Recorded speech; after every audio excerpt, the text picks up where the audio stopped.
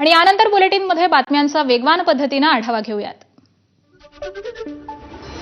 उद्धव ठाकरेंनी पैठणच्या नांद्रा गावात शेतकऱ्यांशी संवाद साधला। यावेळी हेक्टरी 50,000 मिळावे ही शेतकऱ्यांची मागणी आपणच लावून धरल्याचं ठाकरेंचं वक्तव्य। तर आपण मराठवाड्यात राजकीय प्रचाराला आलो नाही, ठाकरेंचं प्रत्युत्तर। आपण मराठवाड्यात फिरतोय, मुख्यमंत्री कुठे बिहारमध्ये फिरतायत, उद्धव ठाकरेंचा फडणवीसांवर निशाणा। मुख्यमंत्री सांगतात पंतप्रधान यांचं सगळ्यात जास्त प्रेम बिहारवर, ठाकरेंचं वक्तव्य। उद्धव ठाकरे पहिल्यांदाच बाहेर पडल्याचा आनंद आहे। फडणवीसांचा ठाकरेंना मराठवाडा दौऱ्यावरून चिमटा। तर उद्धव ठाकरे हे टोमणे मारण्याच्या पलीकडे काहीच करू शकत नाही। विकासावर त्यांचं एकतरी भाषण दाखवा आणि 1000 रुपये मिळवा, फडणवीसांची टोलेबाजी। धाराशिवमध्ये ठाकरेंच्या शिवसेनेकडून बॅनरबाजी। मुख्यमंत्री आणि उपमुख्यमंत्री अजित पवार, एकनाथ शिंदे यांचे सूचक फोटो वापरत दगाबाज रे, पॅकेजचं काय झालं असं म्हणत सवाल। उद्धव ठाकरेंचा मराठवाडा दौरा हा स्वतःचं राजकीय पीक घेण्यासाठी, नवनाथ बन यांची टीका। मुख्यमंत्री असताना मंत्रालयाबाहेर न पडणारे उद्धव ठाकरे अचानक बांधावर गेले, कारण निवडणुका जवळ आल्यात। बन यांचा ठाकरेंच्या दौऱ्यावर हल्लाबोल। उद्धव ठाकरेच खरे दगाबाज, त्यांनी भाजप आणि फडणवीसांना दगा दिला। त्यांचा हा दौरा फक्त स्थानिक स्वराज्य संस्थेच्या निवडणुकीसाठी। उद्धव ठाकरेंच्या मराठवाडा दौऱ्यावरती परभणीतील भाजप जिल्हाध्यक्षांची टीका। निवडणूक आणि उद्धव ठाकरे यांच्या दौऱ्याचा काहीही संबंध नाही। भाजपला प्रत्येक गोष्टीमध्ये निवडणुका दिसतात, ओमराजे निंबाळकरांचं भाजपला प्रत्युत्तर। जरांगेंच्या बोगस ओबीसी विरोधात प्रचारात उतरणार, ओबीसी नेते लक्ष्मण हाकेंकडून स्पष्ट। तर खऱ्या ओबीसींना तिकीट द्या, अन्यथा करेक्ट कार्यक्रम करू, हाकेंचा सर्वपक्षीयांना इशारा। राज्यातील 246 नगरपालिका आणि 42 नगरपंचायतींची निवडणूक जाहीर होण्यापूर्वीच राज्य मंत्रिमंडळाकडून मंगळवारी 21 महत्त्वाचे निर्णय जाहीर। अवघ्या काही तासात सरकारचे 220हून अधिक GR। मुंबईसह 29 महापालिकांच्या मतदार याद्यांचा मसुदा आता 14 नोव्हेंबरला प्रसिद्ध होणार। मतदार याद्यांवरील हरकती आणि आक्षेपांसाठी 22 नोव्हेंबरची मुदत, तर वॉर्डनिहाय मतदार यादी 6 डिसेंबरला प्रसिद्ध होणार। स्थानिक स्वराज्य संस्थांमधील आरक्षण आणि वॉर्ड रचनेसंबंधीच्या 38 याचिकांवरती उद्या हायकोर्टात सुनावणी। 42 याचिकांची 3 भागात वर्गवारी। कालपासून सुनावणी सुरू, तर निवडणुकीसंबंधीच्या याचिका तातडीनं ऐका असे सुप्रीम कोर्टाने निर्देश दिले। नगरपंचायतीच्या नगराध्यक्षपद उमेदवारांची नावं भाजपकडे तयार असल्याची सूत्रांची माहिती। प्रत्येक शहरातील पक्ष निरीक्षकांकडून 3 नावं प्रदेशाध्यक्षांकडे। निवडणुका जाहीर करण्याआधीच भाजपनं सुरू केली होती तयारी। पदाधिकारी, शहर कार्यकारिणीसह निरीक्षकांच्या चर्चेतून नाव निश्चित।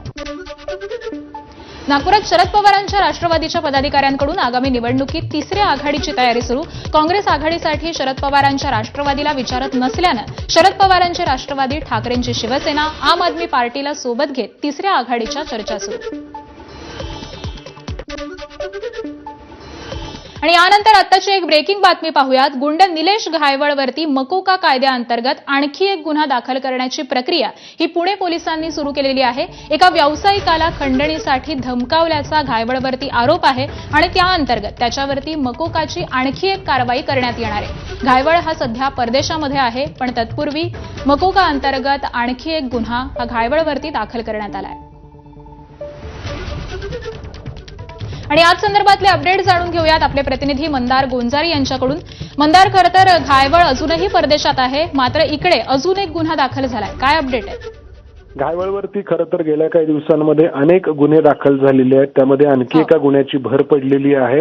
या सगळ्याची सुरुवात झाली होती घायवळ टोळीतील गुंडांकडून 2 सामान्य नागरिकांवरती हल्ले करण्यात आले त्या सगळ्या प्रकरणातून, आणि त्यातून या निलेश घायवळचा जो गुन्हेगारी इतिहास आहे तो पुन्हा एकदा चव्हाट्यावरती आला। आणि यामध्ये असं आढळून आलं की एका व्यावसायिकाला त्यांनी खंडणीसाठी धमकावलं होतं। तशी तक्रार पोलिसांनी दाखल केली होती आणि हा संघटित गुन्हेगारीचा प्रकार आहे असं आढळल्यानंतर मकोका कायद्याअंतर्गत त्याच्यावरती हा गुन्हा दाखल होतो आहे। अर्थात निलेश घायवळ परदेशामध्ये आहे, तो जोपर्यंत भारतामध्ये येत नाही तोपर्यंत या गुन्ह्यांना तो सामोरा जाणार नाही। मात्र पोलीस गुन्ह्यांची संख्या वाढवण्याचं काम करतायत। अगदी धन्यवाद मंदार या संपूर्ण माहितीसाठी।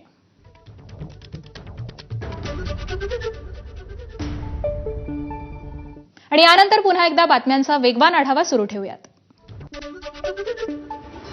सांगलीच्या खासदारांचं जास्त मनावर घेऊ नका, ते अपक्ष आहेत. काँग्रेस नेते विश्वजित कदम आहेत, त्यांच्याशी आम्ही चर्चा करतोय. जयंत पाटील यांचा विशाल पाटलांना टोला. जयंत पाटलांना सोबत न घेता स्थानिक स्वराज्य संस्थेच्या निवडणुका लढवण्याबाबत विशाल पाटलांनी केलं होतं वक्तव्य. देवाभाऊंना इस्लामपूरच्या आधी उरण नाव आहे हे माहितीच नव्हतं. लोकांनी उपोषण केल्यावरती देवाभाऊंना ते कळालं. जयंत पाटलांचा टोला. तर निवडणुका डोळ्यासमोर ठेवून उरण बाबतचा आदेश मात्र उरणकरांची मतं मिळणार नसल्याचा जयंत पाटलांचा टोला. अहिल्यानगर मनमाड महामार्गाच्या कामावरून अहिल्यानगरचे आजी माजी खासदार आमने सामने. उपोषणानंतरच नगर पाथर्डी महामार्गाचं काम पूर्ण झालं. मग त्यांच्या उपोषणानंतर नगर मनमाड रस्त्याचाही प्रश्न सुटायला हवा होता. माजी खासदार सुजय विखे यांनी विद्यमान खासदार निलेश लंकेंवरती निशाणा साधला. पुण्यात शिवसेना नेते रवींद्र धंगेकरांचा केंद्रीय राज्यमंत्री मुरलीधर मोहोळांवर पुन्हा हल्लाबोल. मुरलीधर मोहोळांच्या कार्यकर्त्यांनी कोथरूड भागात मेगा सिटी परिसरामध्ये धुडगूस घालत काही जणांना मारहाण केल्याचा आरोप.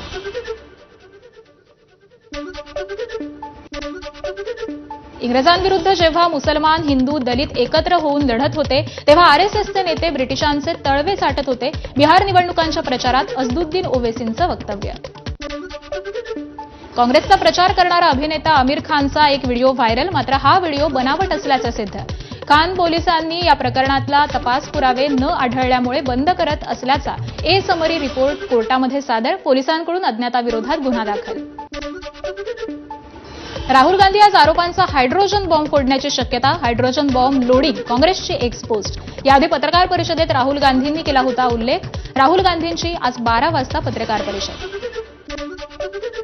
पुण्यात वाढत्या गुन्हेगारी विरोधात शरद पवारांच्या राष्ट्रवादीचं आंदोलन. मागील 4 दिवसात भर रस्त्यामध्ये 2 हत्या सोबतच गँगवॉर देखील. त्यामुळे गृहमंत्री फडणवीसांनी राजीनामा देण्याची आंदोलकांची मागणी.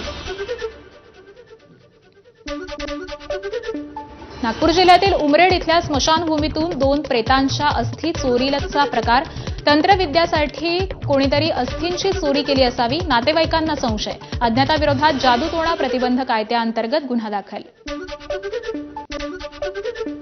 एका मांत्रिक महिलेनं पुण्यातील आयटी इंजिनियरची तब्बल 14 कोटी रुपयांना फसवणूक केल्याचं समोर. दीपक डोळस नावाचे हे आयटी इंजिनियर वेदिका पंढरपूरकर नावाच्या महिला मांत्रिकाच्या सापळ्यात अडकून आपली आयुष्यभराची कमाई गमावून बसलेत.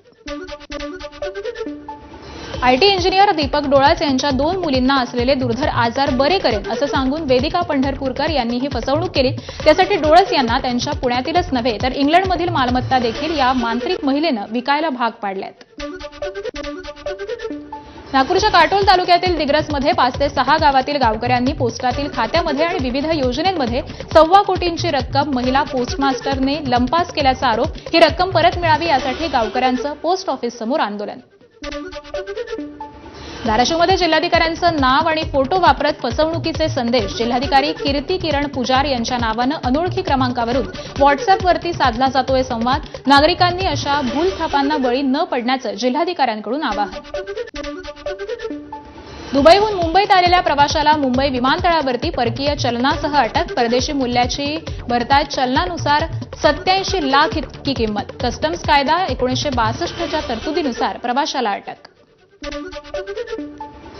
रत्नागिरीच्या खेड तालुक्यातील मुमके गावात दाऊदची शेतजमीन घेण्यात कुणालाही रस दाखवला नाही. सरकारकडून काल शेतजमिनीचा लिलाव. मात्र एकही बोली नाही. 10 वर्षांमध्ये प्रथमच दाऊदच्या मालमत्तेत कुणीही रस दाखवला नाही.